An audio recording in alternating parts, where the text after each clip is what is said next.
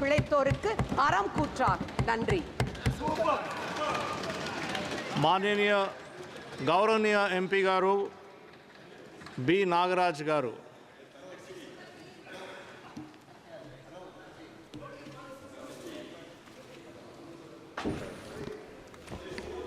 అధ్యక్ష, మొదటి పార్లమెంట్లో అడుగు పెట్టడానికి అవకాశం ఇచ్చినటువంటి ఆంధ్రప్రదేశ్ రాష్ట్ర ముఖ్యమంత్రి వర్యులైనటువంటి గౌరవనీయులైన చంద్రబాబు నాయుడు గారికి మరియు ఆంధ్రప్రదేశ్ ఐకాన్ యూత్కు అయినటువంటి నారా లోకేష్ గారికి ఈ పార్లమెంట్ సాక్షిగా నేను ధన్యవాదాలు తెలియజేస్తున్నాను.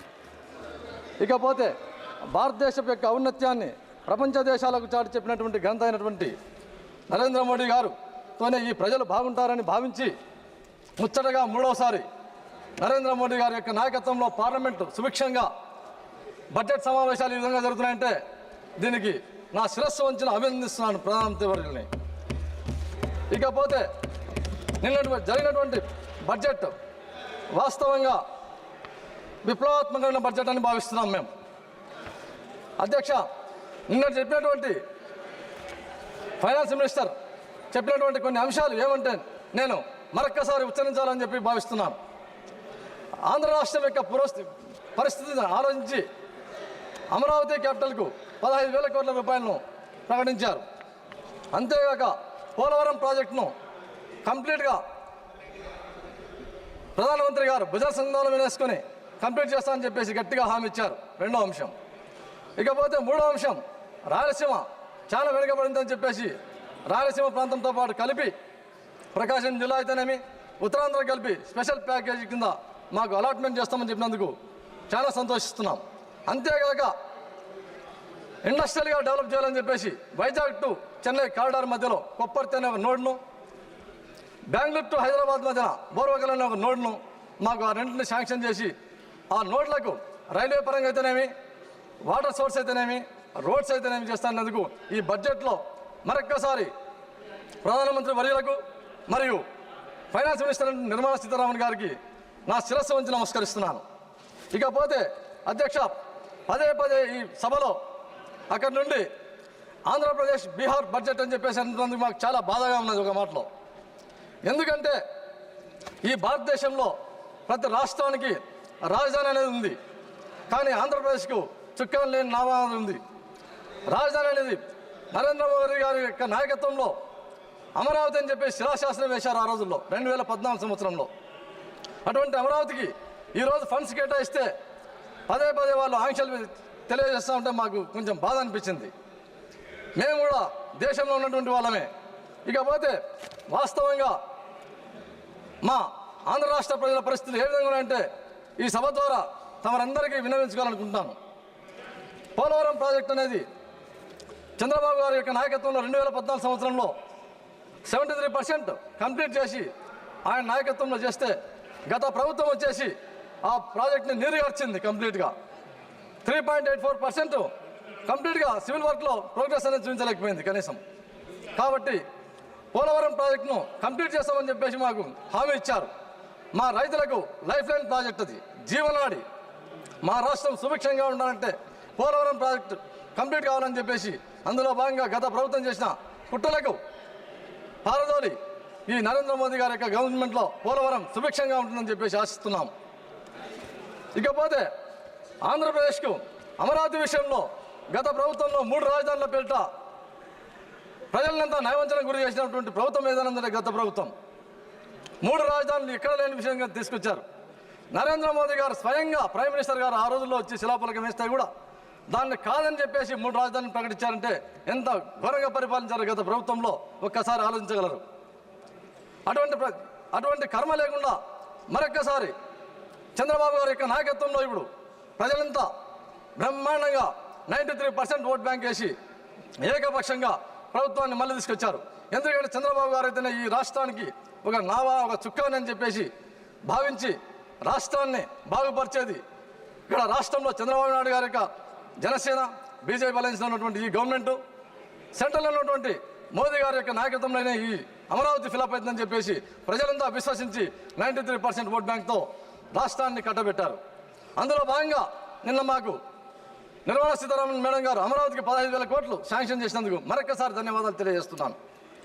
అంతేగాక ఎకానమీ విషయానికి వస్తే రాష్ట్రం గత ప్రభుత్వంలో చంద్రబాబు గారు పరిపాలించేటప్పుడు గవర్నమెంట్ అయిపోయినప్పుడు 3.5 3.5 లక్షల కోట్లతో రాష్ట్రాన్ని గత ప్రభుత్వం వాళ్ళకి అప్పచెప్పిపోతే గత ప్రభుత్వం 5 సంవత్సరాల పరిధిలో 13.5 లక్షల కోట్లు అప్పు చేసి రాష్ట్రాన్ని విధ్వంసం చేసి పెట్టింది. రాష్ట్రాన్ని రావణకాశం చేసి పెట్టారు గత ప్రభుత్వం వాళ్ళు. ఇటుందని చెప్పేసి చంద్రబాబు గారు 2014 నుంచి 2019 మధ్యన పరిపాలనలో భాగంగా రాష్ట్రం బైఫర్గేషన్ అయితే కూడా 6,000 కోట్ల లోటు బడ్జెట్ ఉంటే కూడా జీడిపి విషయంలో 13% గ్రోత్ రేట్ తెచ్చినటువంటి ఘనత చంద్రబాబు గారిది. అయితే గత ప్రభుత్వంలో 9% తీసుకుపోయినాడు గత ప్రభుత్వం. అంటే రాష్ట్రాన్ని దివాళాకోరుతనం చేసినటువంటి ప్రభుత్వం ఏదంటే గత ప్రభుత్వమే. ఇకపోతే పర్ క్యాపిటల్ ఇన్కమ్ తీసుకుంటే 2014-2019లో 9% ఇంక్రీజ్ ఉండేది. 2019 లాస్ట్ గవర్నమెంట్లో 3% పడిపోయింది. అంటే గత ప్రభుత్వం చేసినటువంటి విధ్వంసం అంతా ఇంత కాదు. కాబట్టి మా ఆంధ్ర రాష్ట్రాన్ని ఆదుకోవాల్సిన బాధ్యత ఎంతైనా ఉంది కేంద్రంలో. కాబట్టి మేము వాళ్ళని మరొకసారి మా ఆంధ్ర రాష్ట్రం మీద బాగా వారి యొక్క దృష్టి ఉండాలని చెప్పేసి కోరుకుంటాను. అంతేగాక ఇకపోతే ప్రతిష్టాత్మకంగా సెంట్రల్ గవర్నమెంట్ నరేంద్ర మోదీ గారి యొక్క ఆధ్వర్యంలో తీసుకున్నటువంటి జల్ జీవన్ మిషన్, జేజేఎం, హర్ ఘర్ ఈ పథకాల విషయంలో గత ప్రభుత్వం ఏం చేసిందంటే అధ్యక్ష, వాస్తవంగా సెంట్రల్ ఫండ్స్ని వాడుకోలేనటువంటి దుస్థితి. అలొకేషన్ డబ్బులు రాష్ట్రం నుంచి ఇవ్వాల్సిన డబ్బులు ఇవ్వక సెంట్రల్ నుంచి ఆ ఫండ్స్ తీసుకోక నిర్వీర్యం చేసి రాష్ట్రాన్ని జల్ జీవన్ మిషన్ కింద కూడా రాష్ట్ర ప్రజలకు త్రాగునీరు లేకుండా చేసినటువంటి ఘోరమైన ప్రభుత్వం గత ప్రభుత్వం. కాబట్టి ఇప్పుడు వచ్చినటువంటి చంద్రబాబు గారి యొక్క నాయకత్వంలో ప్రతి ఇంటికి కుళాయి నీరు ఇవ్వాలని ఒక మహాసంకల్పంతో ఉన్నారు. కాబట్టి జల్ జీవన్ మిషన్ కింద రాష్ట్ర ప్రజలందరికీ త్రాగునీటిని స్థాపించాల్సిన ఆవశ్యకత ఎంతైనా ఉందని తెలియజేస్తున్నాను. ఇకపోతే పిఎం ఆవాస్ యోజన కింద నరేంద్ర మోదీ గారు గొప్ప సంకల్పంతో పెట్టారు పిఎం ఆవాస్ యోజన అని చెప్పేసి. 2014-2019 మధ్యన చంద్రబాబు గారి యొక్క నాయకత్వంలో బ్రహ్మాండంగా ఎన్నో ఇండ్లు కట్టేసి రాష్ట్రం అంతా మొత్తం ఆవాస్ యోజన కింద కట్టిన బిల్డింగ్లకు ఇంత నీరు ఇంత కరెంట్ ఇచ్చింటే బ్రహ్మాండంగా పేదలంతా చేరేవారు. అటువంటి వాటిని కూడా గత ప్రభుత్వం నిర్లక్ష్యం చేసి ఎక్కడ ఉండే వాళ్ళని అక్కడ పెట్టేసి దాన్ని బిల్డింగ్ని నిర్వీర్యం చేసినట్టు. మొన్న రీసెంట్గా మేము ఈ ప్రమాణ స్వీకారం చేసిన తర్వాత మా కాన్స్టిట్యూషన్ పోయిన తర్వాత మేము పోయిన తర్వాత అక్కడ ఓపెనింగ్ చేసి సదుపాయాలు కల్పించడానికి చంద్రబాబు గారి యొక్క నాయకత్వంలో అవి ఒక వెలుగుతున్నాయి ఇప్పుడు. ఇకపోతే ఉమెన్ ఎన్ఫోర్స్మెంట్ కింద చూస్తే ఉమెన్స్కు వాస్తవంగా ఆంధ్ర రాష్ట్రంలో 30,000 మంది మిస్సింగ్ అయ్యారని చెప్పేసి ఎన్సీఆర్బీ రిపోర్ట్ ఉంది. ఇక్కడ ఎన్సీఆర్బీ రిపోర్ట్ ఉంది. అంటే ఎంత దారుణంగా పరిపాలించారో హత్యలైతేనేవి అత్యాచారాలైతేనేవి. ఆ విధంగా గత ప్రభుత్వంలో చాలా ఇది ఉందని చెప్పేసి నిన్నటి బడ్జెట్లో నిర్మలా సీతారామన్ గారు బ్రహ్మాండంగా పెద్దపీట వేశారు ఉమెన్కు. కాబట్టి మరొకసారి ధన్యవాదాలు తెలియజేస్తున్నాను మేడం గారికి. అటుపోతే యూత్ ఎంప్లాయీస్ విషయానికి వస్తే గత ప్రభుత్వంలో మా రాష్ట్రంలో టార్చ్ లైట్ చూస్తే కూడా ఒక చిన్న ఉద్యోగం అంటూ లేదు, ఒక నోటిఫికేషన్ అంటూ లేదు అసలు. ఈ గవర్నమెంట్ వచ్చి 4 రోజులు కాకముందే చంద్రబాబు నాయుడు గారు 16,000 పోస్టులకు నోటిఫికేషన్ ఇచ్చారు డిఎస్సికి. యూత్ విషయానికి వస్తే ఆ విధంగా ఉంది. ఎంప్లాయీస్కి అయితే గత ప్రభుత్వంలో జీతాలు ఇచ్చి దిక్కు కూడా లేదు. అంటే ఎక్కడికక్కడ విధ్వంసమైనటువంటి రాష్ట్రాన్ని ఆదుకోవాల్సినటువంటి బాధ్యత కేంద్రానికి ఎంతైనా ఉందని చెప్పేసి తెలియజేస్తున్నాను. ఇకపోతే ఎస్సీ ఎస్టీ సబ్ ప్లాన్ నిధులు కూడా డైవర్షన్ చేసేసి ఆయన నవరత్నాలు అని చెప్పేసి గత ప్రభుత్వం ఒక ప్రోగ్రాం పెట్టింది. ఆ నవరత్నాలను డైవర్ట్ చేసి SC ST BC sub plan నిధులు కూడా వాడేశారు. అంటే ఈ విధంగా రాష్ట్రం ఎక్కడికక్కడ విధ్వంసం అయిపోయినది అధ్యక్ష. ఇకపోతే వాస్తవంగా నేను కర్నూలు ఆంధ్ర రాష్ట్రంలో అత్యంత డ్రాట్ ఏరియా ఏదైందంటే కర్నూలు పార్లమెంట్ నుంచి నేను ఎలక్ట్ అయ్యాను. కర్నూలు పార్లమెంట్లో పరిస్థితి ఏ విధంగా ఉన్నాయంటే ఈరోజు కూడా కర్నూలు అంటేనే కరువుకు వలసలకు నిలయం. అటువంటి కర్నూలు ప్రాంతాన్ని ఈరోజు నిన్నటి బడ్జెట్లో రాయలసీమకు ప్రత్యేక నిధులు ఇస్తామని చెప్పేసి నిర్మలా సీతారామన్ మేడం గారు ఫైనాన్స్ మినిస్టర్ గారు చెప్పినందుకు మరొకసారి ధన్యవాదాలు తెలియజేస్తున్నాం మా ప్రాంతాన్ని గుర్తించినందుకు.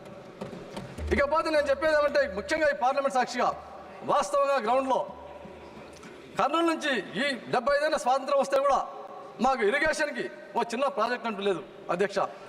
సపరేట్ ప్యాకేజ్ ఇస్తా ఉన్నారు కాబట్టి అందులో భాగంగా మాకు ఇచ్చే కోట ఆ చిన్నది కాకుండా కొంచెం పెద్ద మనసుతో వాళ్ళు బాగా భావించి ఇరిగేషన్ విషయంలో మాకు పెద్దపీట వేయాలని కోరుకుంటున్నాం అధ్యక్ష. ఎందుకంటే ఈ రోజు వరకు కూడా ఎకరాకు సాగునీరు లేదు. వేదావతి అయితేనేమి, గుండ్రేళ్ల ప్రాజెక్ట్ అయితేనేమి, మాకు ఇకపోతే ఆర్డీఎస్ రైట్ కాలేదు. ఈ మూడు వస్తే మా కర్నూలు పార్లమెంట్ అంత సుభిక్షంగా ఉంటుంది. అంతేగాక కర్నూలు పార్లమెంట్ పరిధిలో ఒక నేషనల్ హైవే కూడా లేదు అధ్యక్ష. ఒక నేషనల్ హైవే పార్లమెంట్ పరిధిలో ఒక నేషనల్ హైవే లేదు. అందుకే కర్నూలు నుంచి బళ్ళారి వరకు మాకు ఒక హైవే ఏమని చెప్పేసి పదే పదే వినియోగించుకుంటున్నాం.